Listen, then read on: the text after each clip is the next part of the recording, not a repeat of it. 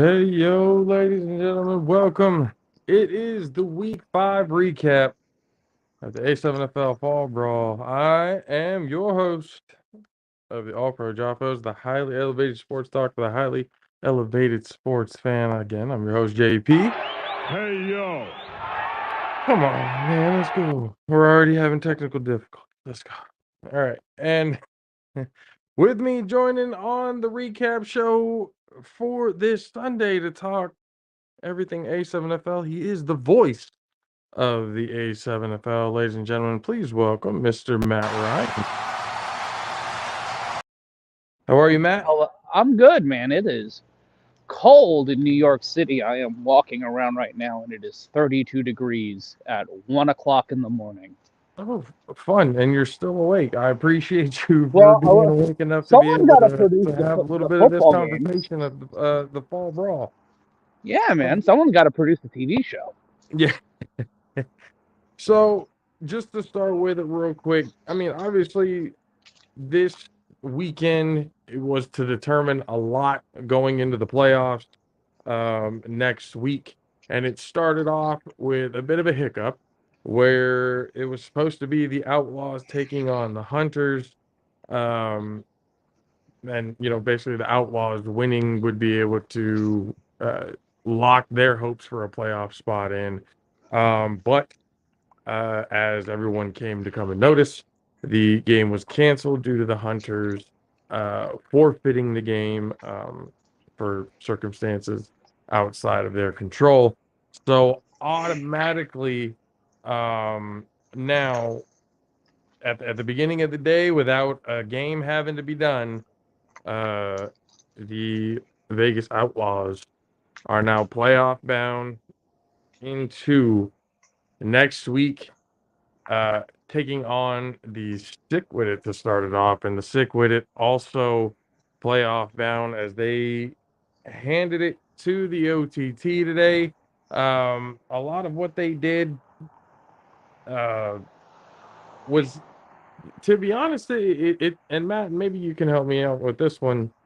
When I watch the Sick With It, when they're playing other teams, it seems to be that everything is clicking. But then when it comes to them playing the Insomniacs, I don't know what it is that comes to the mindset or something Better that changes, personnel. whatever. It's better personnel.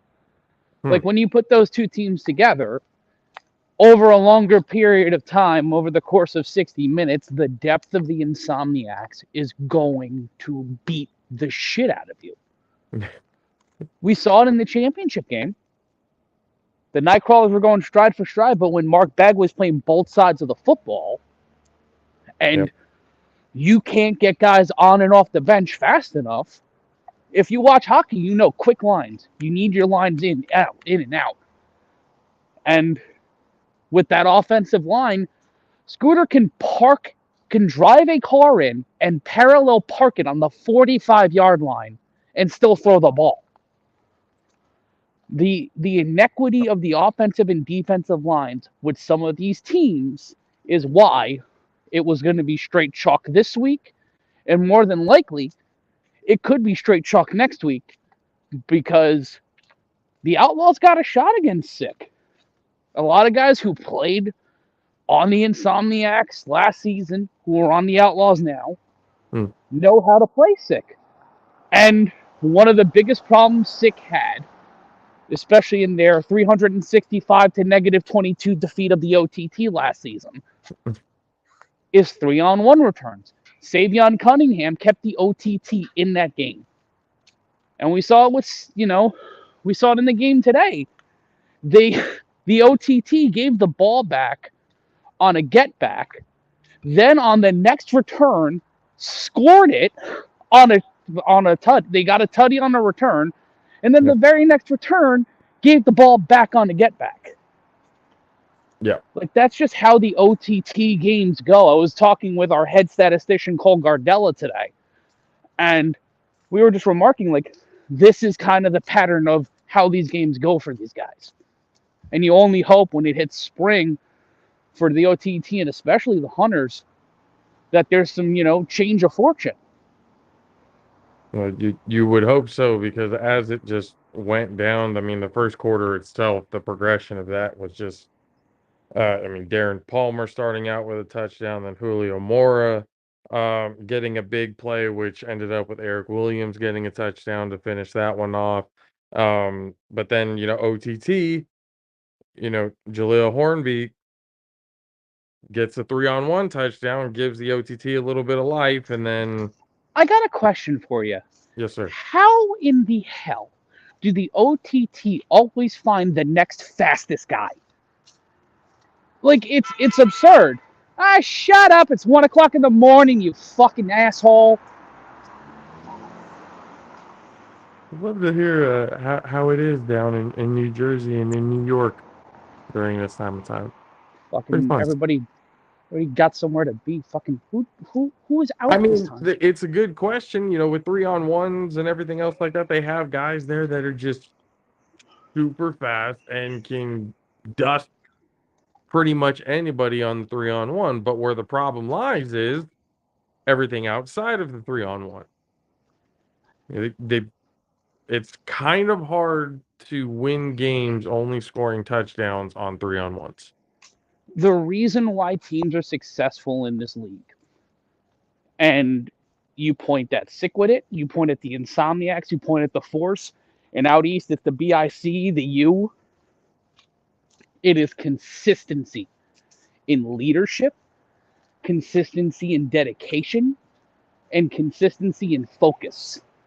There are teams in this division that have great athletes, but they don't have the ability to focus on how to do all the other things. And there's a lot of reasons why. And it's not a knock on them.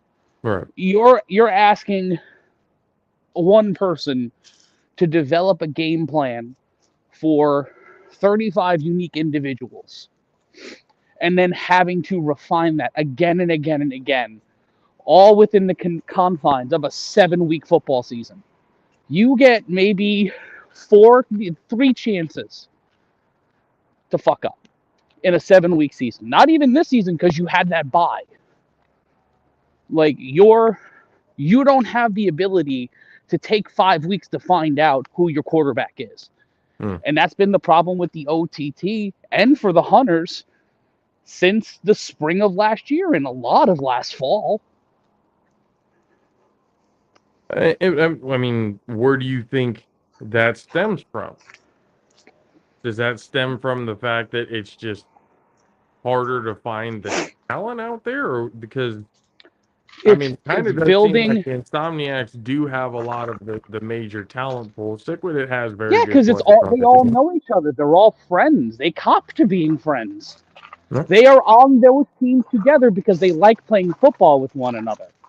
It helps that they're some of the best football players on the planet. Like, that's what the BIC were. That's what the U was. The Chiefs, all the great teams in A7FL history were built on a large swath of talent who really wanted to play football together. And the Insomniacs have that advantage. Sickwit and the Force, these have been teams that exist in other leagues that have existed for years. And that was the huge advantage Derek Duncan had over every other expansion division. The reason why the Nightcrawlers were able to catch up so quick is because a lot of these guys played flag together. They've played together in other places. These are unique environments. Sin City Chaos, I think it was a lot of that too. And they're in for an interesting shift at the start of this season. Because when we unveil the playoffs, on this week's 3-on-1, we're going to unveil the playoff bracket.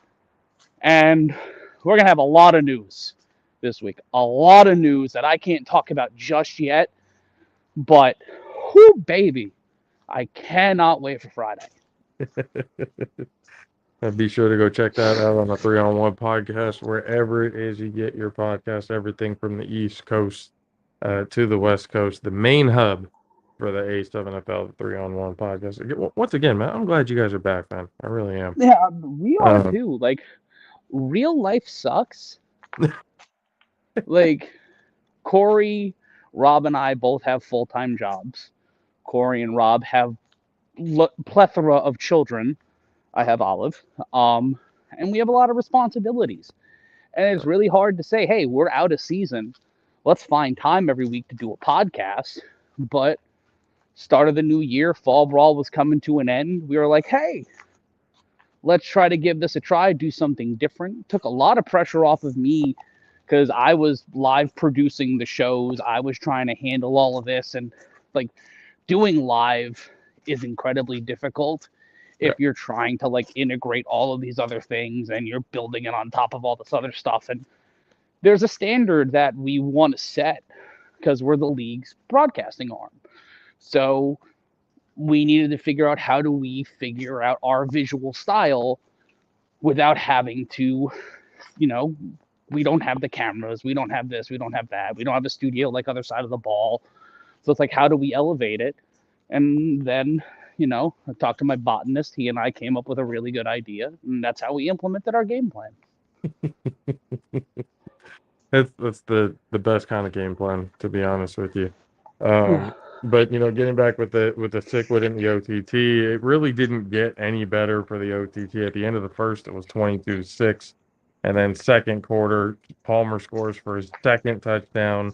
Then Houston Jr. goes and scores a touchdown for him, and OTT just turnover after turnover. But then, really, the only bright spot for the team was Hornby, but then Quinn with the pick six, and Jeremy Geary, who was our player of the game for pretty much obvious reasons. He just kind of lit up the scoreboard. He proved why he belonged on that top 7 list. That level of, stick-to-itiveness is one of the reasons why the Cichlid are their second best team in that division. They're the second seed for a reason. And Geary's going to be what keeps them in a lot of games. Yeah.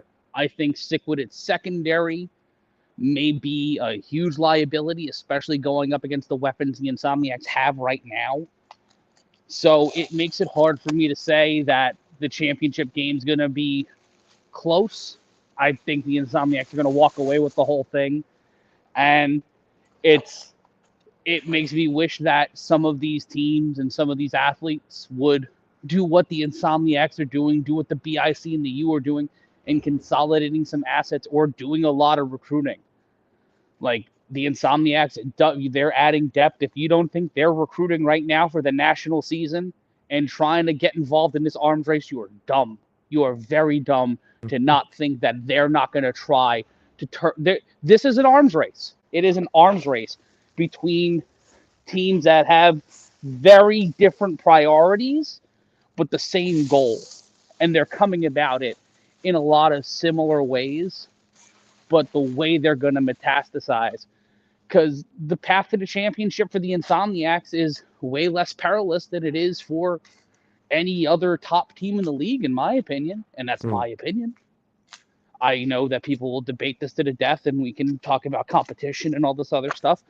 But outside of pretty much anybody, I have called more A7FL championship games than anyone.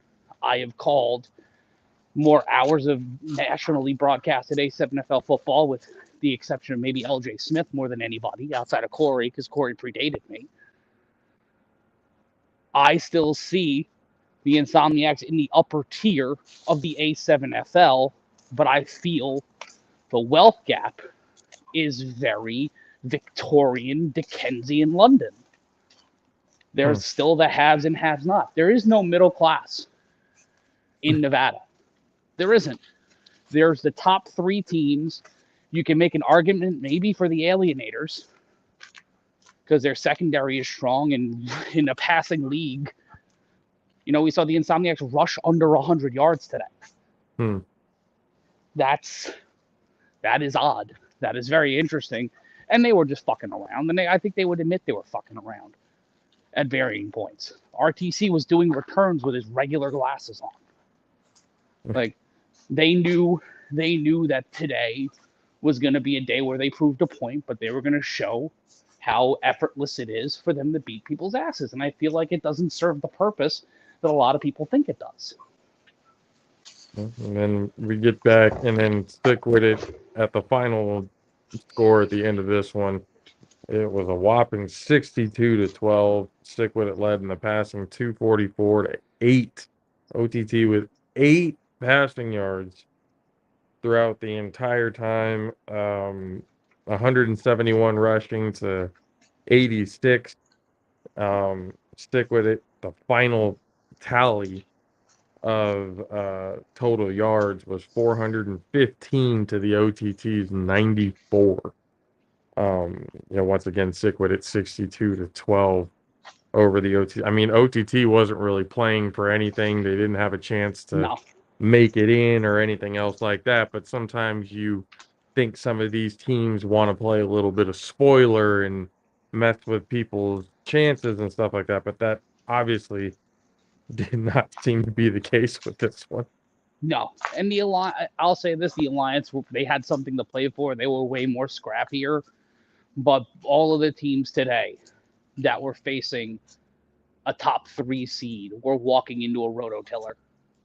Like, it's heading into the season, I think the Alliance would have been I would have said the Alliance would have been a tougher out.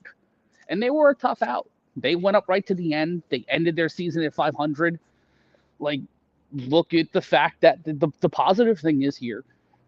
Some of these teams had some games in them. It wasn't the endless pie fight of blowouts that we saw during the Nevada National season, even though we did have a fair amount of blowouts. Yeah. And you can argue the positives and negatives of that. I can see the negative side as a TV producer trying to figure out how to fill the hour, but that's a different conversation. It's imperative that every team that is not in the playoffs show up next Sunday. And take notes and figure out what to do and how to recruit. If you're a legacy team and you weren't involved tangentially with what was going on this fall brawl, you're putting yourself at such a further disadvantage.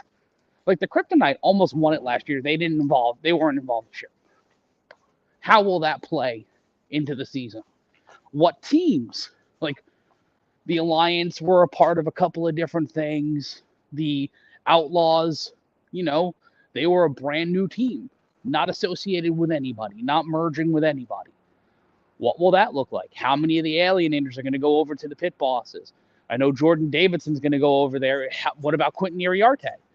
What's the relationship Coach Kudagwa has with Quentin Iriarte?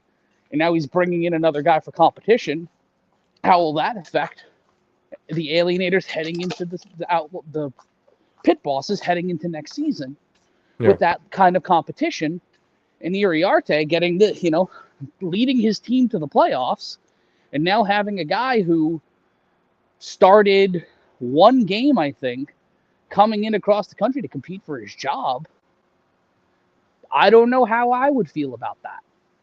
I don't know how that's going to play out, but looking at it in terms of a storyline, that's going to be something that I look at heading into the season. It's like, is this going to negatively affect the Pit Bosses? Well, is Quentin going to come back?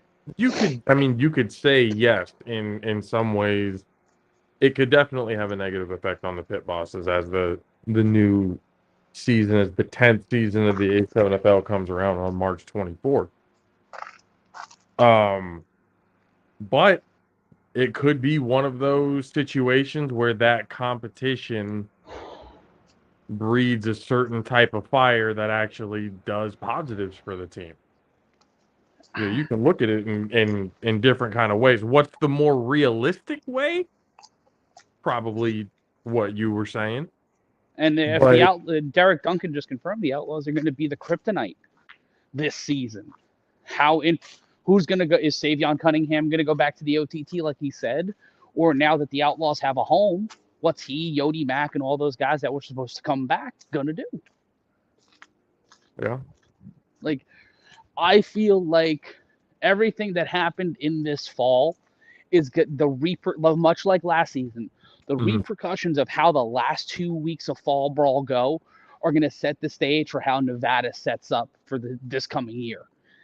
And if the Kryptonite are loaded up like that, I think that the Sickwood and the Force are going to have a lot more problems where we're going to see the exact same result. I don't see any of those teams beating the Insomniacs because they still have component parts. They're still not full teams. They're still a bunch of hired guns. You're watching the Highly Elevated Sports Talk by the Highly Elevated Sports Fan, the All-Pro JAFFOs. I'm your host, JP, along here with me, the voice of the A7FL, Mr. Matt Ryan, talking and recapping Week 5 of the A7FL Fall Brawl going into the playoffs next week. If you are watching, you want to get into the chat, you got to make sure you subscribe to the channel, Tornado Bros Productions YouTube channel. Be sure to hit the subscribe button and hit the little bell that lets you know every time we go live every Tuesday morning at 9 a.m. Pacific Standard Time, 12 noon Eastern Standard Time, and going every Friday night at 7 p.m. Pacific Standard Time, 10 p.m. Eastern Standard Time. If you're and again, everyone else who is watching right now, appreciate you guys. I'm sure everything was fun. Um, or watching the games this week. Um,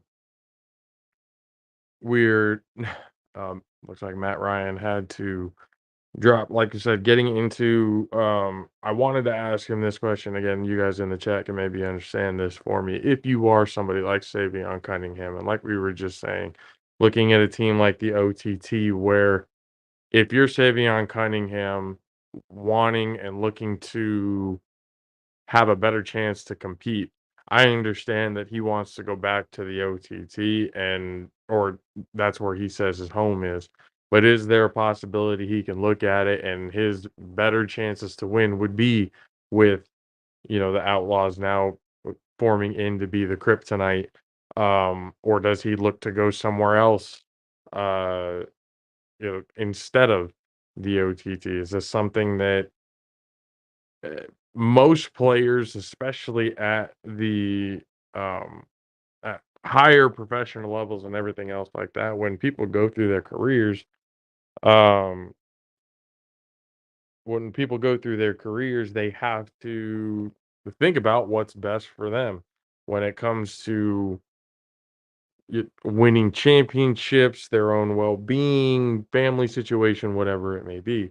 But when we're talking here in the A7FL, we're now talking about um, people wanting to get in the championship conversation. Hold on, give me just a second, guys, because I feel like now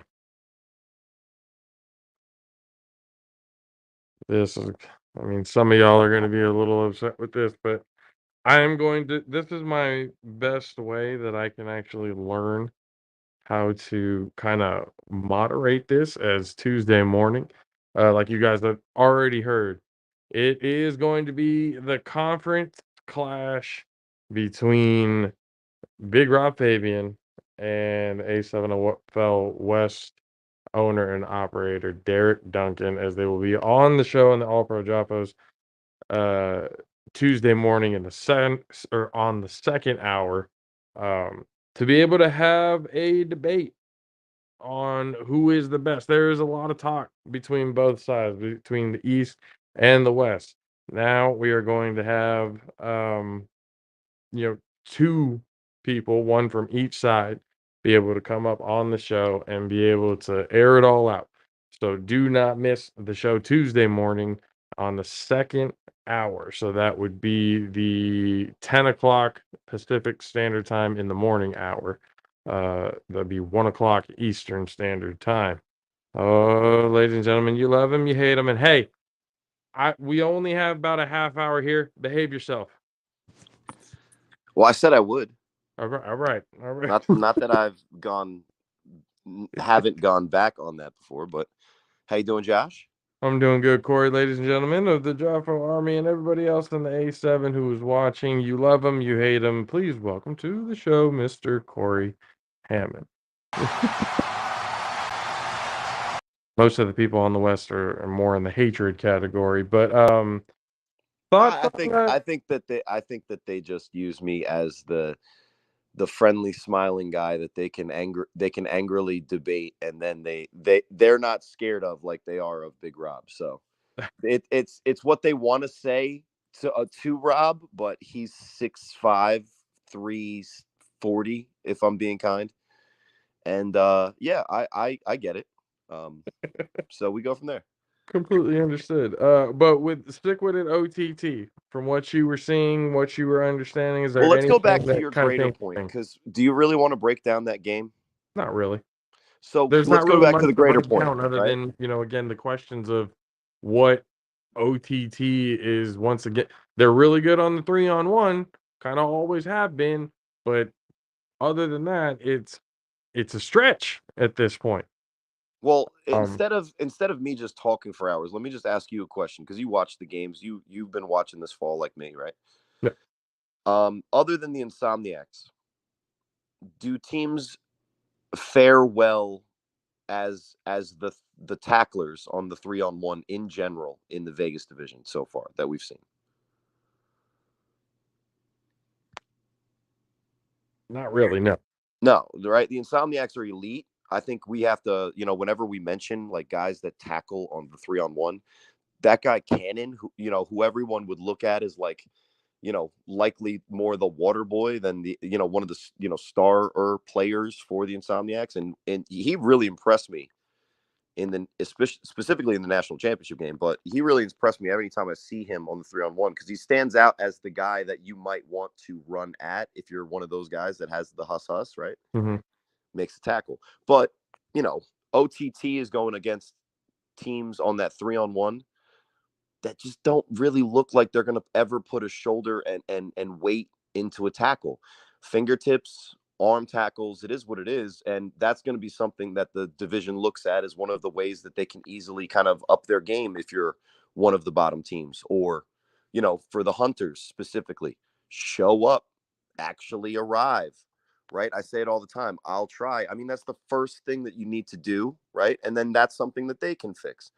But I think with OTT, it's interesting because we've never questioned whether they're out there trying to give the effort, or at least the minimum. We've questioned their defensive want to, but I mean, to be clear, when it's 40-0, Josh, right? Yeah. Yeah. But one thing that happened on the Other Side of the Ball podcast that when I was on, and unfortunately was during an interview, they were supposed to be spending time with somebody, and I kind of ruined that for them. My bad. But Darnell Richardson, the quarterback we used to call Lex Luthor, he called in, and he kind of dropped. He folded like a lawn chair basically, but he said, I ain't gonna tell you. And then with one follow up, he says, I'm going OTT. And now we'll see, right? His mind changes here and there, whatever. But that's an interesting potential move, because for all the things that sometimes people have said recently about Darnell Richardson, I don't think anybody's ever question his ability to play the position of quarterback at a high level, right? No, again, and I think that's where I had that disagreement. He's like, well, how do you, if I'm already better than you type of, I don't think it was ever about that. But ladies and gentlemen, Well, listen, I don't go. real quick before we get, ladies and gentlemen, the 6'10" beast from the southeast, Mr. Country K. How you doing, K? Huh? All right. So obviously Country K is dealing with some shit, and I side with you, man. I mean, Derek Duncan's probably in the chat ready to pounce on this, but I mean, let's face it, where the Buccaneers are at this year is kind of where the Lions were at the end of last year.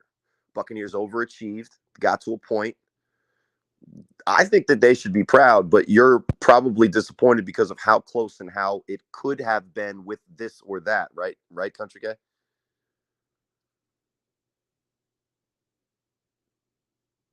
2% of that. You're breaking up real bad on my end.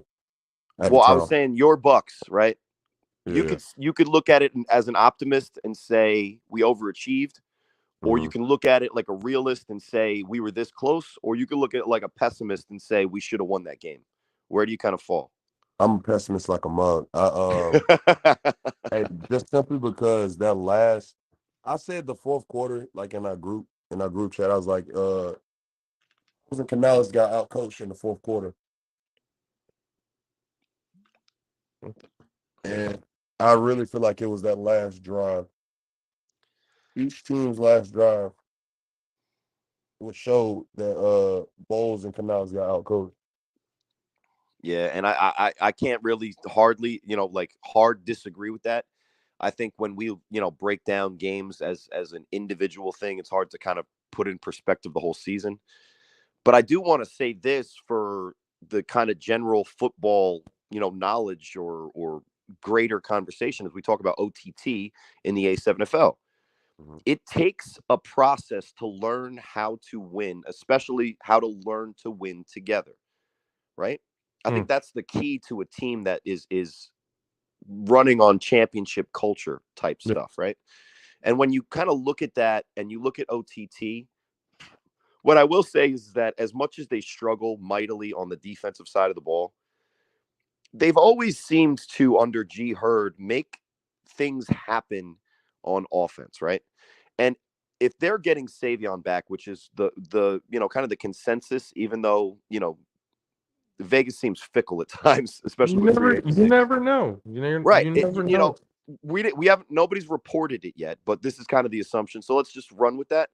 Darnell Richardson goes there. You have a quarterback that can kind of help out the rush because his skill set allows him to be someone that if there is a free rusher, he can account for that guy at least for long enough for him to get the throw off.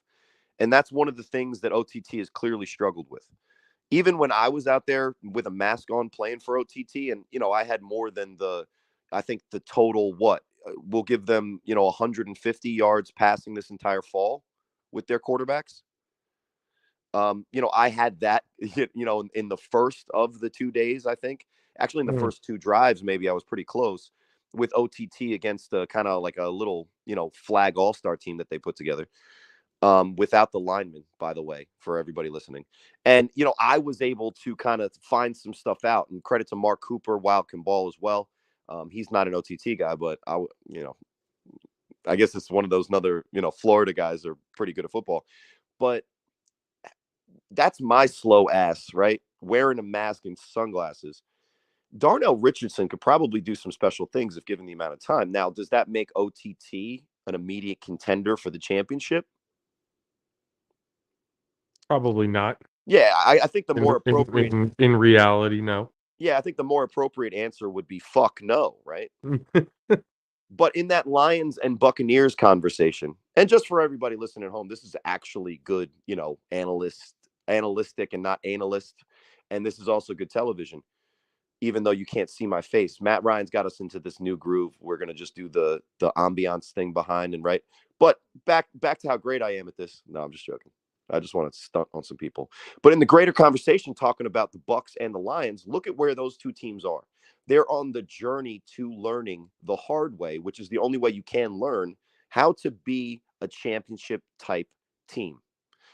So don't look any further than the Lions by the way that Dan Campbell coaches them, the way that their culture is about all of the right things in football, including physicality. Have we ever seen a defense that's actually legitimate in Detroit? Not until just recently. Right. And how about this? All of the moving parts and pieces have changed over the past 2 decades.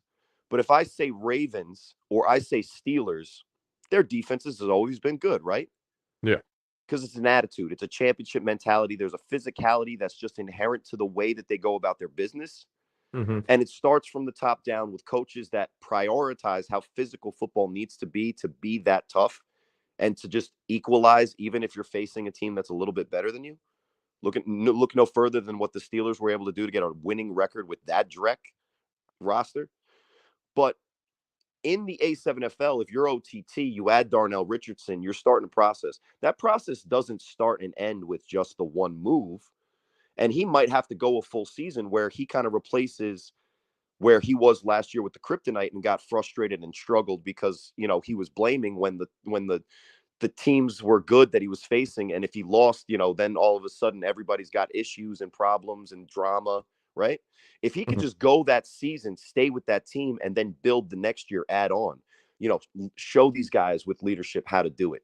That's what I think, if you take that talent level, that skill set, and apply it the right way, the championship way.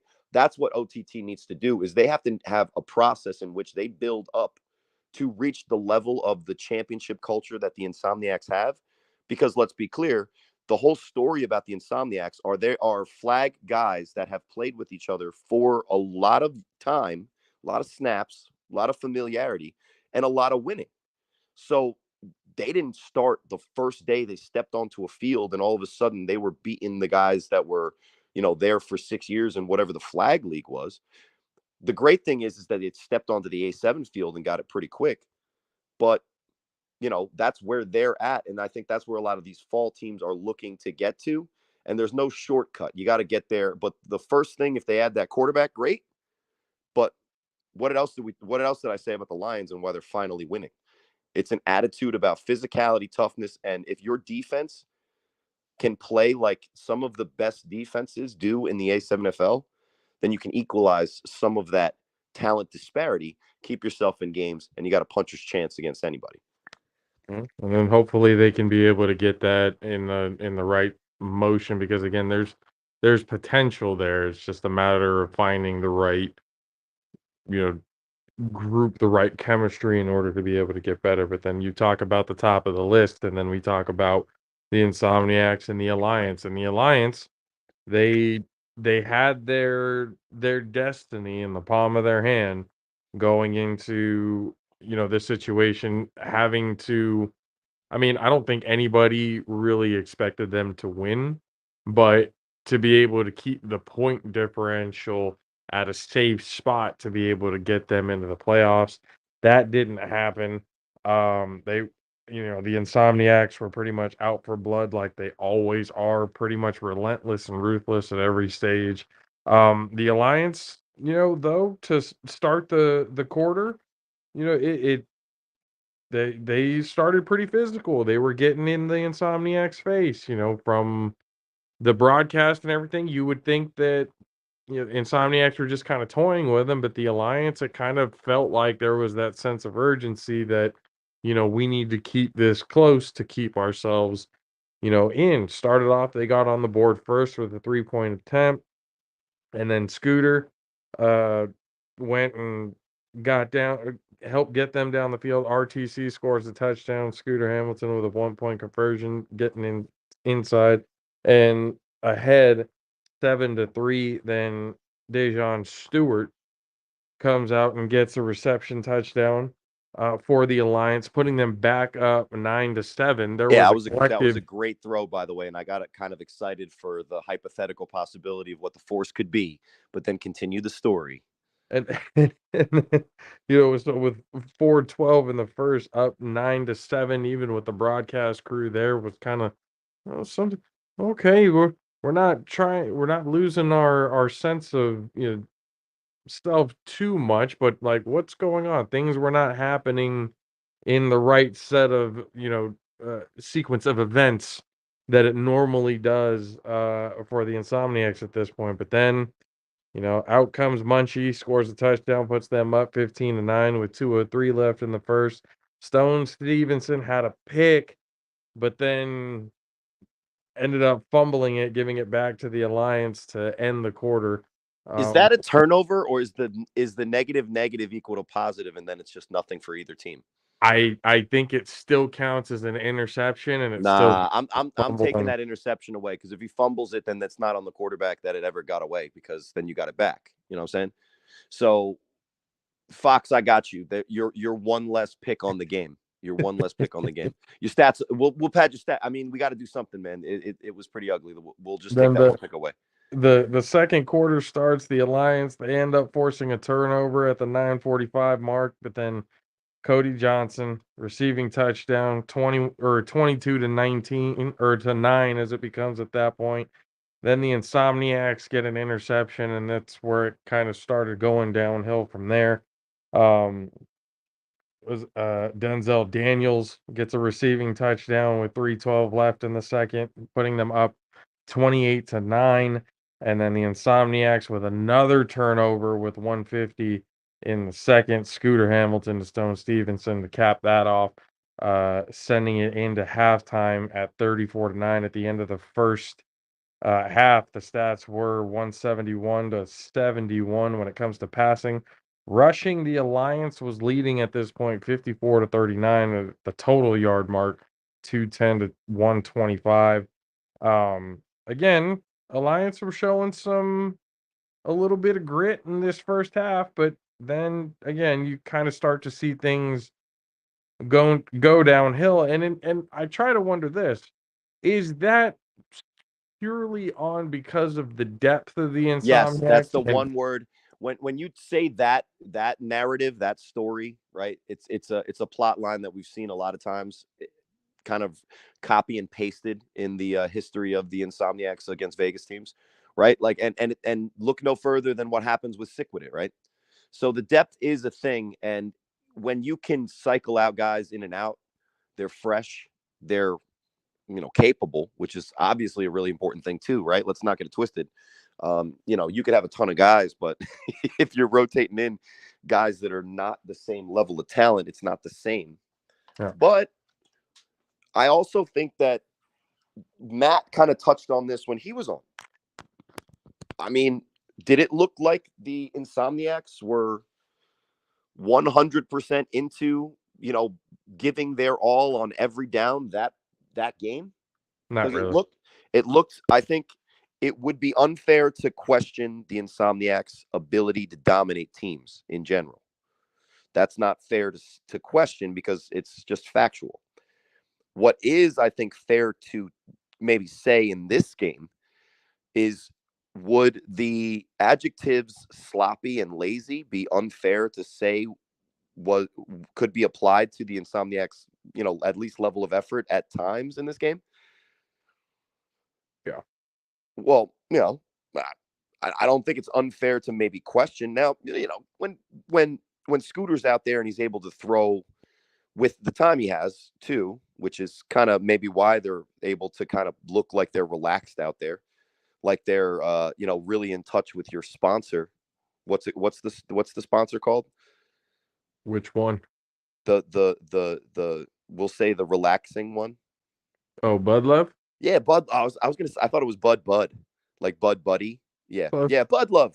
Right? The Insomniacs looked like they were enjoying their best mix of Bud Love, which not only obviously makes it taste better and smoother and amplifies all the kind of extra components of what we're talking about here.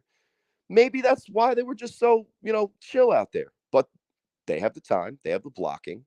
When they run the ball, nobody wants to tackle either RTC or Devontae Carter with anything other than like their fingertips, right? They're trying to catch them like it's like they're like they're actually in front of a jugs machine, and the bowling ball is actually being sent through the jugs machine at them.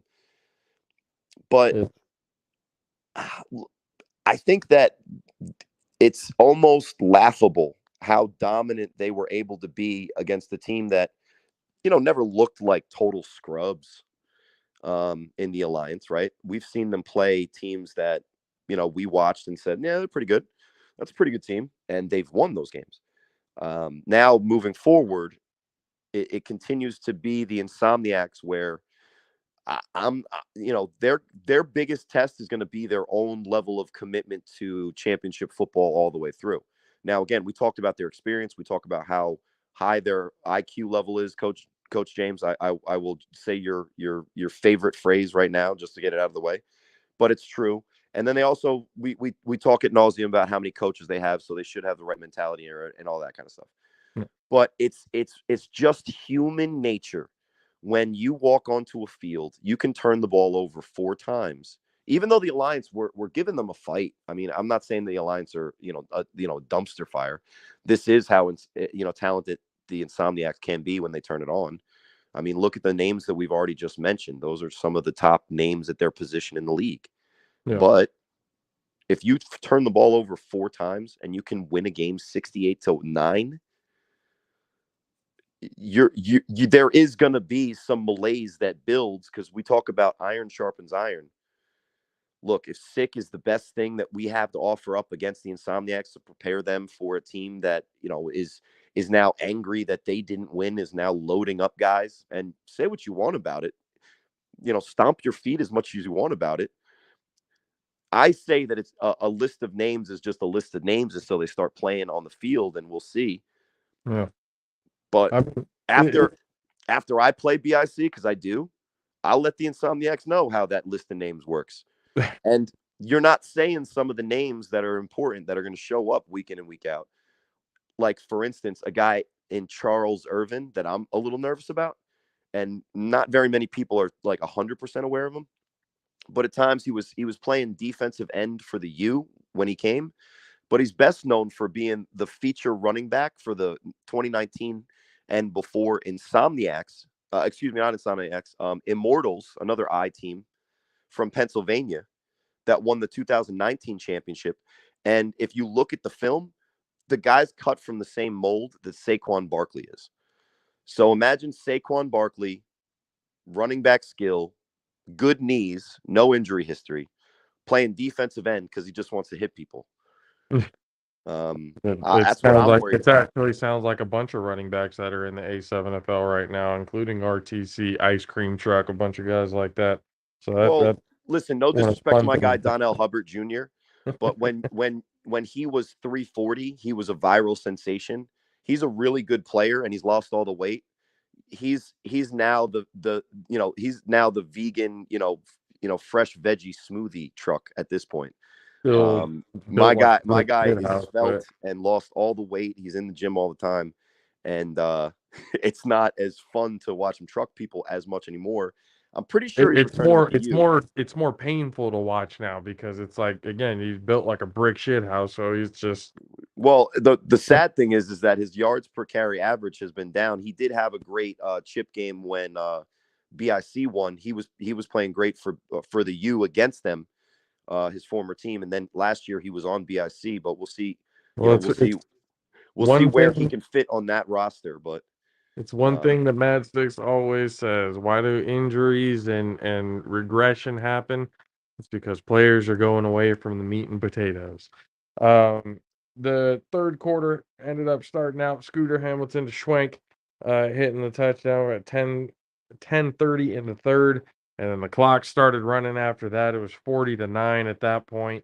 And then going into the fourth quarter, not really much else happened other than some back and forth time wasting that was going on. And then at one point, Scooter to Munchie in the fourth quarter at the back corner of the end zone, 46. Yeah, Munchie's just out there playing with fools. Like Munchie's, pretty fun to watch. He's fun to listen to and everything else, especially when he's not as good of an interview as he thinks he is. Yeah. I'm gonna continue to rag on him for how cool he thought he sounded by saying his friends are just better. We'll get back to that in a second. Because if we talk about my friends always played on different teams. So if I just brought everyone that was my friend together, they would be pretty decent too. We're going to get into that conversation on Tuesday. I promise you that. The final stats of that game, the Insomniacs, passing yards 311 to 71, rushing yards 88 to 102. Alliance taking the rushing yards on that one. Total 399 to the Alliance's 175. 46-9 was the final score. Player of the game, obviously Scooter Hamilton, 17 for 23 for 311 passing yards and 4 touchdowns, along with a 2-point and 1-point conversion. So he missed 6 passes. I would love for Cole to go back into that game and do his average time in the pocket. Probably, I don't know, for all of you who play Madden out there used to be an achievement. I forget which one of the Maddens that it was. What? No, it's clean sheets or something. Like, yeah, when your quarterback sit in the pocket for like 10 seconds or some shit like that. Yeah. Oh, that one. Yeah. I play Madden on All Pro, not rookie like some of these people. It's virtually impossible to do it. If it's on rookie, yeah, you could do it. Well, on rookie, yeah, but again, if you want a challenge, that's not really, it is. So we already know now going into it, the Insomniacs are playoff bound. We kind of knew that after last week. Well, they sent that what, like a month ago. But yeah. The game, the story of the game for me is, and correct me if I'm wrong, because I was watching it. I was watching it while I was supposed to be watching something with my wife, and this is becoming a common theme, but I didn't have the sound on. No disrespect to my guys in the booth, The analyst Bjorn Skarsgård, Dub Alvarez, and Chris Vera, killing the mics. But was Deion Fox for the Alliance playing quarterback, correct? Yes. Right. So, I mean, this is the thing. We saw on the touchdown pass early, right? And I think this is what people don't understand about how you're supposed to both analyze and then coach this position of quarterback. Yeah. He's talented as hell, isn't he? When he threw that rocket on that post, because if anywhere the Insomniacs are a little bit vulnerable, it's sometimes in the one-on-one coverage on the outside. That post in the middle of the field, there's no safety there, and it was a rocket throw. Kind of on time. It was a tight throw. Great catch by the receiver. Missed tackle from the corner and a long touchdown. And I think again, with the potential that's going around in that division right now, with a lot of players that are coming around, I wouldn't be surprised. He's kind of committed to the force. He said he's on the force. The Yeah, alliances are kind of the pseudo and force. that's okay. He can stay on the force and still be able to recruit something. And again, when you're trying to Yeah, but I don't want to talk. grand scheme Let's of get to his everything, team in a build the second, but I just team. want to talk about just him and the greater conversation with guys that we see like him, right? So Right. he can throw the ball hard as hell, can he? I mean, yeah. He can throw the ball far, right? Yep. He's fast, and when he gets enough room to run, he's kind of a bigger dude too. So let's just talk about the things that you can measure: speed, size, Yep. arm strength. Check. Who's now knowing that and knowing the physical specimen that our friend is, and this is not saying that Deion Fox is done and we're giving up on him. It's a process, and if you're not willing to build and you're not willing to work, then and a couple of bad games in a row, or even a couple bad seasons in a row, if you play this position, you better stop, because that's just not how it goes. But let's think about who are some of considered the greatest quarterbacks all time in the NFL.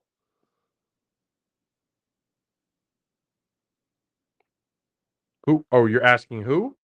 I mean, I'm trying to do this question asking thing, so I'm not talking for an hour straight, and I can evolve. Right? I was saying, like, you're asking, like, who just off the top of your head, who are some of the greatest quarterbacks in the history of the NFL? Brady, Montana, Marino. Now, except for Marino, absolute freak, but over the course of 19 seasons, setting as many passing, records in the NFL that he did when he retired, Right. we can lump him into this category. Yes, these guys had physical ability, but would you say for the two greatest, kind of, right, in order of their, eras of that they were the best? Because before Brady, we always said Montana. Are they known for their physical attributes or for their decision-making skills? Decision making, 100%.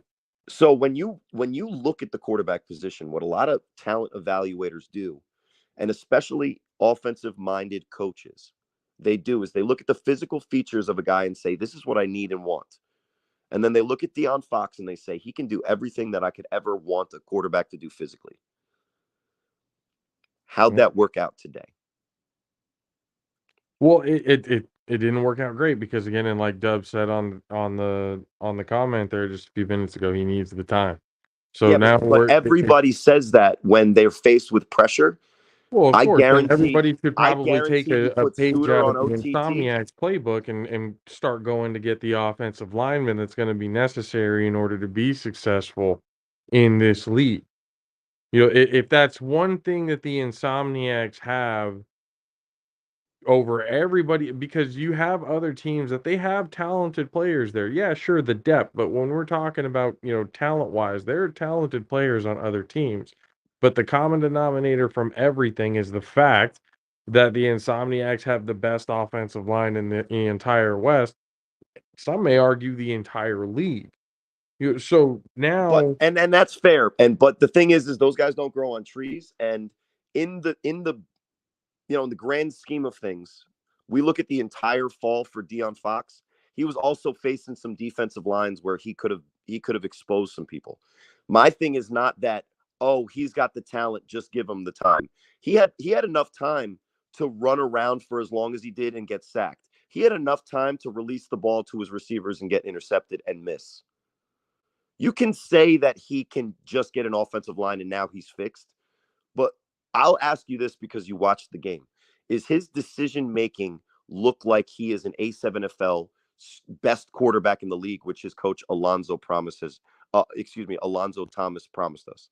Well, and again, if you're talking about, and that's probably where he's getting it from, the intangibles. At this point, it's him just getting used to the game. Now, once he figures it out, we could be having a completely different conversation down the line. But as of I right mean, I've now, been playing this game for 10 years, and if I figure it out, you'll see, right? But that's not how it works. Scooter didn't have much time that he needed to figure out the A7FL game. He did have the better offensive line, and his receivers were always better than the corners they played, and he could rely on the best running game maybe in the entire league. But based on what you saw from Fox, he shows that he has the potential. But yeah, the dirty word about potential is it talks about what if. And there's a Marvel show that does what if, and none of those things are canon because yeah. that doesn't mean anything. What have you actually been able to do? And just like Trey Robinson with the Outlaws at times with the Insomniacs, there's more time that I had with the Omegas to pass for 1,000 yards last season in the Northeast. Everybody can say what they want. I had more. Cole just did the numbers. I had more passing yards than Huff, everybody's favorite quarterback. Look it up. Look it up. Now he had more touchdowns than me. Yeah. He won more games than me. He Yeah. had interceptions as a defender. I had more yards. If in 1.2 seconds I can complete enough passes to have more passing yards on the Omegas than Quattrell Huffin did on the Animals as an MVP, De'Aaron Fox has enough time that I saw to release the ball to open receivers downfield like he did on that one touchdown and potentially put a little bit more pressure on the defense as a passer than he has in every single opportunity I've seen him play And then against every opponent. and some of Now, those decisions, like you said, ended up, going where it ended up going. And now, because a lot of that, we're looking at now, the Alienators have taken the spot into the fourth seed to make it into the playoffs over the Alliance, who again had their destiny in their hands. And now, looking at the playoff picture. congratulations. You have earned the right to play the Insomniacs. Looking at the playoffs for the Fall Brawl starting next week on Sunday, the 1 o'clock and I believe 5 o'clock starting games. It's going to be the Insomniacs taking on the Alienators and the Vegas Sick with It taking on the Sin City Outlaws, which looks to be exciting. But first, when we see this, Kay, real quick, I have a question for you. When you see all of this, what do you think? I mean, I kind of feel like it's a redundant question, but is there anything that you're looking forward to in these playoff games?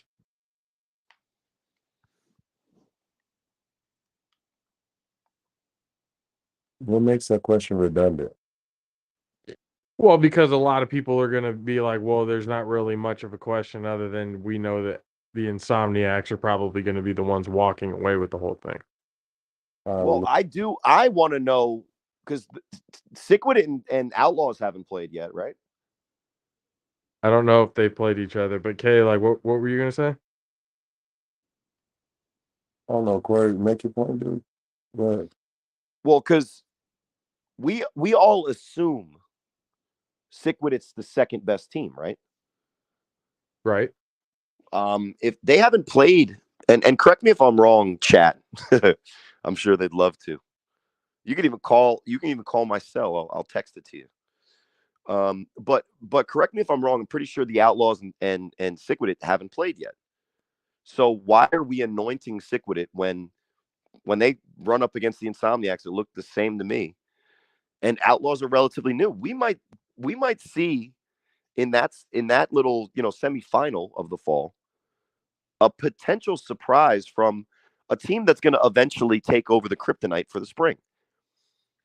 And if that's the case, we saw a mass exodus of players from a champion fall team in the pit bosses 2 weeks ish before the season was ready to kick off last year. Who's to say that Outlaws beat Sick? Maybe they could draw some guys from that team. Maybe they can hold on to Savion Cunningham for the Kryptonite. Maybe that's the way that they kind of tried to start to slay the giant. I don't know. Just asking provocative questions. But I mean, pretty we'll see how it goes down. But when we're looking at it now, there could be a possibility storyline wise. Former Insomniacs member himself, Trey Robinson, on the Outlaws. Again, he's played against the Sick with the Insomniacs. He knows the team, how to play against them and stuff. Because we could be looking at a possibility of the Insomniacs taking on Trey and Tone Smith, former Insomniac players themselves, in the Fall Brawl Championship. And I think they're motivated to get back there, right? But 100%. At this point, we've seen from the Insomniacs that I think their biggest threat is themselves. And like I keep saying, I keep asking that question, but I then put in perspective that I kind of trust the makeup of that team. But what I will say before I go, guys, and I'll let you, kind of finish your show. And thanks for having me on. I think everybody was a little bit better behaved, but again, I wasn't being attacked like I have been recently. Slightly, yeah. I always talk, but I correct me if I'm wrong. I think I was talking about something that was relatively interesting. We can get into it. Yeah, you can just cut me off if I'm not. But sometimes it doesn't work, but we're working on it. Listen, we don't have to talk about the shows that do bad jobs at things, but we're our show, including myself, all the time, we're not immune. So, long story short, I think we can all agree that the Insomniacs are the class of the division, and when they want to, they're going to beat almost every team that they play.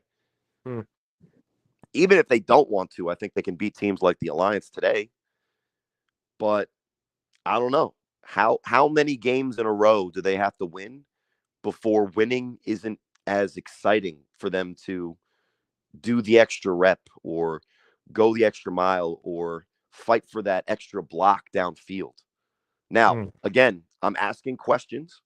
They're provocative questions, but I think we've kind of come to understand the integrity of the Insomniacs. But with a lot of wins in a row and a lot of trash talking, or for instance, guys rush to trash talk or rush to defend themselves or rush to attack the Northeast to say, oh, well, we fucking won, so fuck you, right? That's known as hubris. And anything that I've ever read or been involved in that has any kind of hubris theme, it ends up with the hero losing because of his own ego. And I'll just leave that out there for the listeners. Thank you, my friends. Enjoy, Rob. It seems like it seems like I went and I got ambushed by the other side of the ball, and now my big bully brother is going to take care of business for me. But let me be clear: if my phone connection was a little bit better, and the guys really wanted to have a good faith conversation, I think I would have owned the other side of the ball even more. And you don't have to go further than look at some of the names in the A7FL community in my Facebook Messenger box that are from the West Coast to say that for 100% for what I faced with, I absolutely won those debates. And again, he might be like Big Rob's coming to save damsel in distress Corey. That might be definitely not that, Corey. You've been able to hold your own. You've been able to always have good takes and always have a good conversation. So we appreciate having Corey Hammond on the show with us to talk a little bit of the recap. Going back to UK, going into the playoffs next week for the A7FL Fall Brawl, what are some things that you're looking forward to?